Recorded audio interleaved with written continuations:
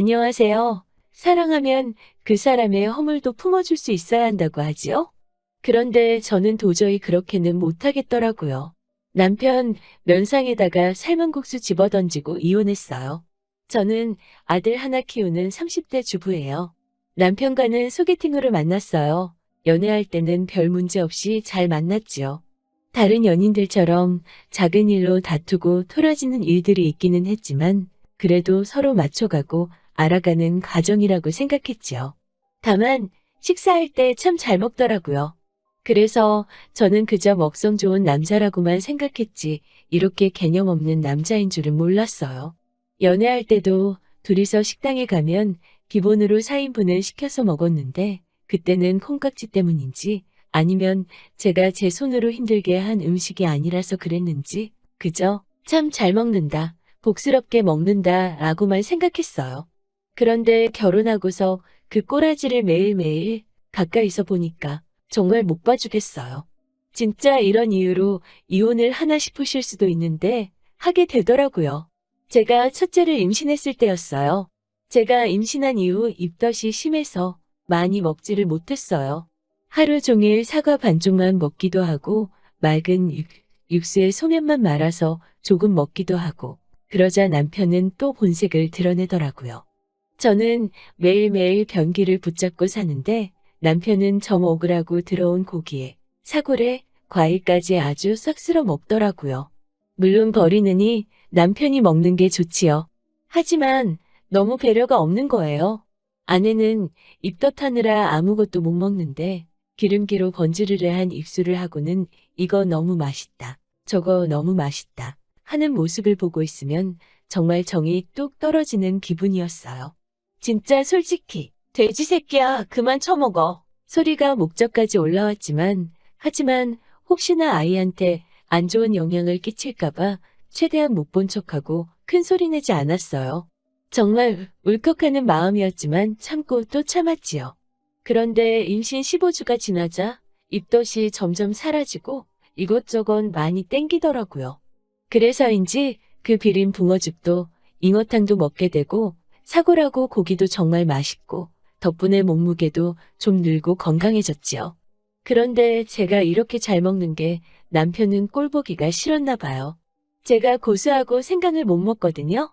그걸 뻔히 아는 사람이 냉장고에 있는 국이랑 탕에 고수랑 생강을 잔뜩 넣어 놓는 거예요. 자기는 요즘 그렇게 먹는 게 입맛에 맞다면서 말이죠. 게다가 아침에 일어나면 냉장고에 있어야 할 음식들이 사라지고 없는 경우가 허다했어요. 분명히 어젯밤까지 있었던 과일들이나 빵들이요. 어디 갔냐고 물어보면 실실 해죽거리면서 나는 모르겠는데? 라고 시치미를 떼는데 본인은 귀여워 보일 거라고 생각했는지 무슨 생각이었는지 모르겠지만 진짜 그럴 때마다 한 대 패주고 싶은 마음이 굴뚝 같았지요. 그리곤 한 번은 명절 당일이 되었는데도 영 몸이 안 좋아서 친정도 갈 수가 없겠더라고요. 어쩔 수 없이 집에서 쉬고 있었지요. 전날 시댁에 내려간 남편은 명절 당일날 오후에 집에 돌아왔어요.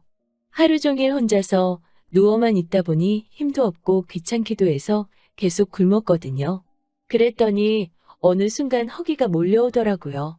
아픈 몸을 이끌고 부엌에 가니 밥도 없고 라면도 없고 명절 당일이라 뭘 시켜 먹을 수도 없어서 우선 쌀을 씻어 밥통에 넣었어요. 밥이 되기를 기다리는데 일단 한번 배가 고프다는 걸 느끼고 나니까 공복감이 급격히 커져서 저도 모르게 배고프다라는 말이 저절로 나오더라고요. 그때 마침 남편이 현관으로 들어오더라고요. 보통 명절에 시댁이나 친정 다녀오면 어른들이 음식을 좀 챙겨주시잖아요. 그래서 음식 좀 싸왔냐고 하니까 없다고 하더라고요.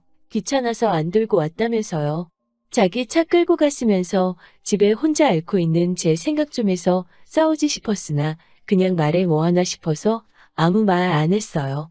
그런데 남편이 갑자기 차에 두고 온 게 있다면서 얼른 갔다 온다고 하더니 20여 분이 지났는데도 안 들어오는 거예요.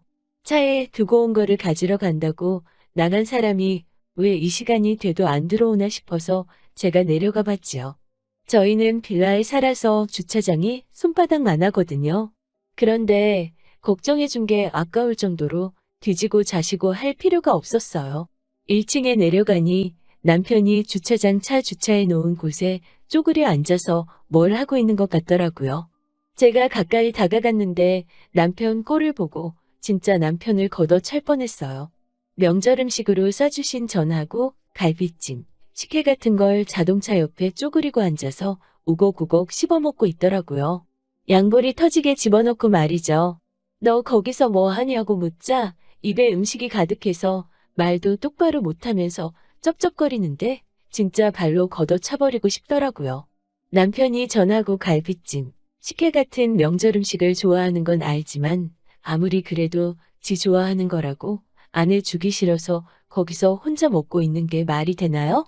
정말 그 순간 감정이 식고 이런 사람이랑 계속 살아야 하나 싶더라고요. 하지만 뱃속에 아기가 있으니 꼭 참고 넘어갔어요. 그렇게 첫째를 품에 안았어요. 그런데 첫째가 조산으로 태어나서 소아천식으로 굉장히 고생을 많이 해요. 감기가 조금만 심해져도 폐렴으로 진행될 수도 있고 그래서 가족 내 아픈 사람이 있으면 굉장히 위험하다고 하더라고요. 면역 자체가 약하니까 늘 노심초사한 마음으로 키워야 하지요. 그런데 며칠 전 지난밤부터 고열과 발작적인 기침으로 아이가 고생을 하기 시작했지요. 수액과 미지근한 물로만 버티면서 기침 때문에 10분 이상 잠을 못 자고 끓어오르는 열로 몸이 불덩이 같더라고요. 도저히 안 되겠어서 병원에 데려가려고 차키를 찾는데 차키가 안 보이는 거예요. 남편한테 분명히 차를 두고 가라고 했거든요. 남편도 애가 아픈 걸 알고 혹시 모르는 상황이 있을 수 있으니까 말이에요.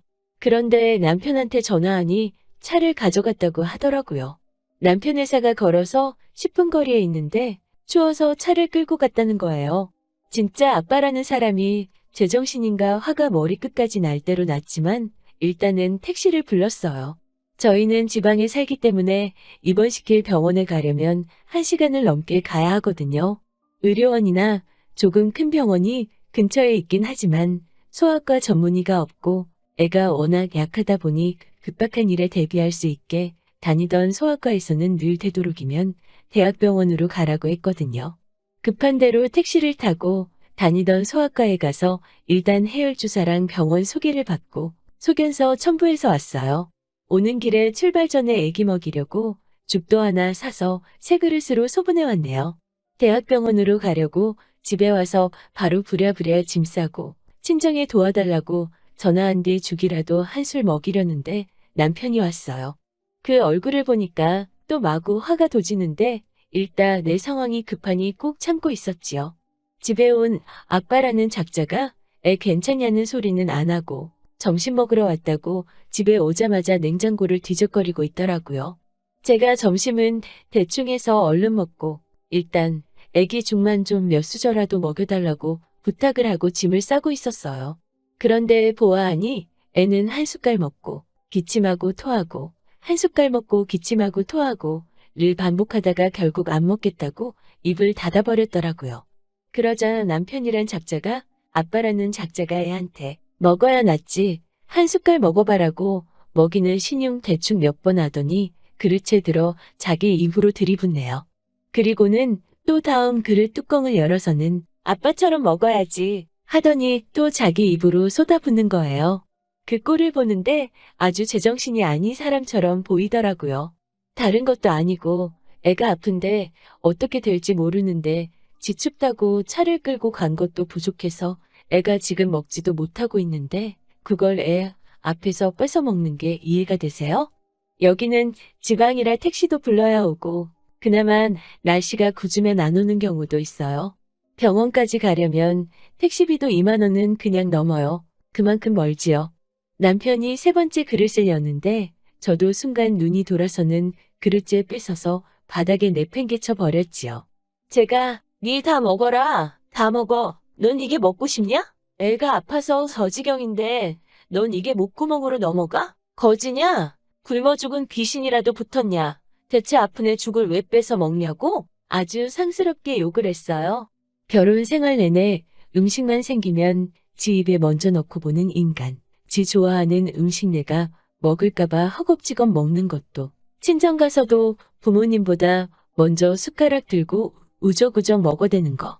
모두 잠든 밤에 냉장고 안에 음식이고 간식이고 베란다로 들고 가서 처먹던 거. 솔직히 그냥 밥상머리 교육을 제대로 못 받아서 그런가 보다 하고 살면서 알려주면 고쳐질 줄 알았는데요. 고칠 수 없는 인간이더라고요.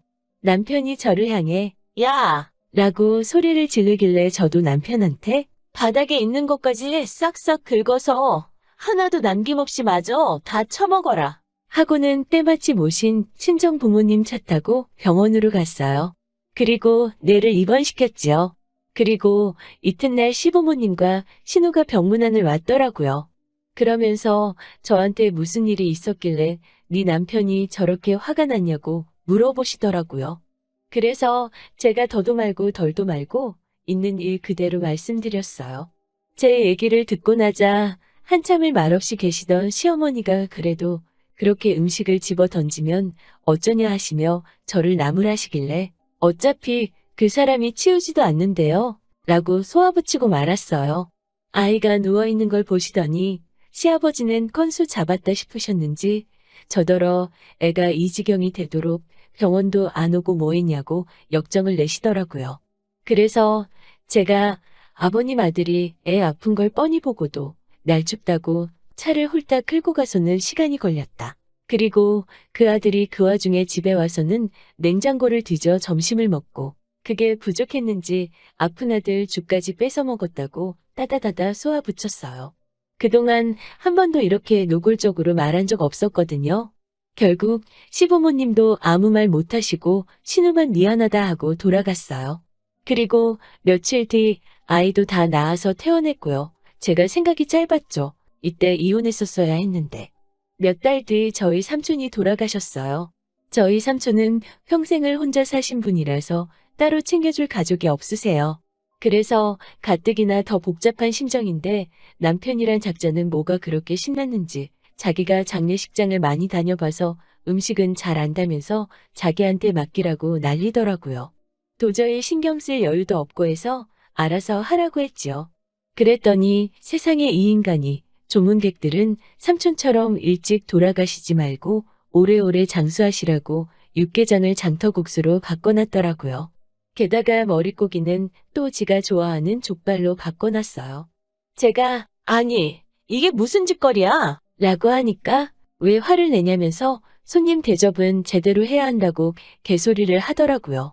장터국수는 어디 의정부 뭐 어디 국수집에서 육수를 특별히 공수해 온 거고 머릿고기는 웃돈을 줘서 족발로 업그레이드 한 거라고 자랑을 하면서 어디 유명한 족발 맛집에서 특별히 주문한 거라고 일반인은 어디 가서 이런 족발 돈을 얼마를 줘도 못 먹어본다고 저한테 자랑을 하더라고요. 그러더니 저한테 일부러 남을 정도로 넉넉하게 주문했으니까 집에 갈 때 꼭 족발 좀 챙기라며 저한테 되도 않는 윙크로 신호를 하는 거예요. 그 윙크하는 눈을 보는 순간 진짜 옆에 있던 젓가락으로 감고 있지 않은 다른 쪽 눈을 그대로 찔러버리고 싶더라고요. 그러면서 내가 이 인간이랑 더 살면 둘 중 하나는 진짜 사단나겠다는 생각이 들었어요. 결국 남편한테 밖으로 따라 나오라고 하곤 나가는 길에 말아놓은 국수를 손으로 한 움큼 퍼들고 뒤따라 나갔어요. 그리고선 뒤따라 나오던 남편 면상에다 있는 힘껏 국수를 집어 던졌네요. 가닥가닥 남편 면상이며 정장에 들러붙고 볼만하더라고요. 남편이 이게 뭐하는 짓이냐고 아주 생난리가 났지요. 밖에서 소란스러운 소리가 나니까 남편 친구들이 다 튀어나오고 저희 친정 식구들 나오고 난리가 난 거지요. 제가 정말 죄송한데 이 식충이랑은 더는 못 살겠다고. 이 사람이랑 하루라도 더 살면 진짜 둘 중 하나는 죽는 꼴 날 것 같다고 말했네요. 그러면서 이 돼지 같은 인간아, 네가 사람이냐 진공청소기냐 분색이냐 도대체 왜 음식을 보면 환장을 해서 앞뒤를 못 가리냐? 고 고래고래 소리를 쳤네요. 남편의 식탐을 이미 알고 있었는지 친구들은 재수씨 미안하다며 얼굴에 국수가 달라붙어 있는 식충이를 끌고 나갔지요. 그 후로 이렇게 간단하게 이혼해도 되나 싶을 정도로 쉽게 이혼했어요. 처음에는 시댁에서 뭘 그런 걸로 이혼까지 하냐고 저를 설득하시려고도 했지만 제가 워낙 세게 나가니까 결국 알겠다 하시더라고요. 집은 팔아서 반만 가지기로 하고 대신 적금과 양육권은 제가 갖기로 했어요. 양육비도 한 달에 100만 원씩 받기로 했네요. 마지막으로 법원 앞에서 보는데 같이 살 때보다 더 뒤룩뒤룩 살만 쪘더라고요. 볼일이 끝나고 집에 가려는데 법원 앞에 있는 국밥집 앞에 멈춰서선 점심때가 지났는데 국밥 한 그릇 먹고 헤어지자길래 제가 어이가 없어서 빤히 노려봤지요. 살기를 느꼈는지 지레 겁먹곤 잘 살라 하며 꽁직 빠지게 도망가더라고요. 이렇게 허무하리만치 짧은 저희 결혼 생활은 막을 내렸어요. 못 믿는 분도 계실 거고 설마 사람이 저럴 수가 있나 하실 수도 있는데 사람이라 가능한 일 아니었을까 싶어요. 되지도 아픈 지 새끼 앞에서 사료를 뺏어 먹진 않을 것 같네요. 식탐이라는 게 뭐 다들 다른 이유에서 갖게 되는 병일 수도 있지만 저는 기본적으로 상대에 대한 예의나 배려가 부족하기 때문이라고 생각해요. 들어주셔서 감사하고요. 좋은 하루 되시고요. 맛있는 음식 소중한 분들과 꼭 나눠 드시고요.